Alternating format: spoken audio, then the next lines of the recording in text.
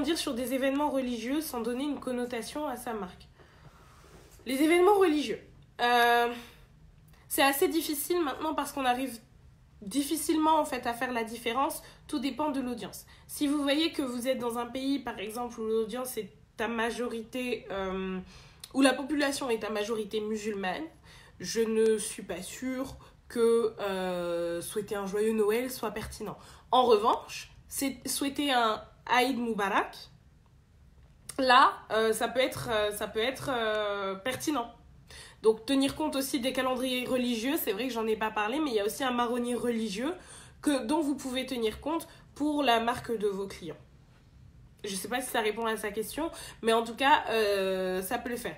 Maintenant, sans donner une connotation à la marque, ça dépendra du pays. Ça dépendra de la culture du pays, ça dépendra des habitudes du pays, ça dépendra de la population. Je sais en France que si toutes les marques souhaitaient un Aïd, si Auchan souhaitait un joyeux Aïd, enfin, quoique ils le font déjà, enfin, ils souhaitent pas forcément un joyeux Aïd, mais en tout cas, ils proposent des produits halal en grande masse à l'approche du Ramadan.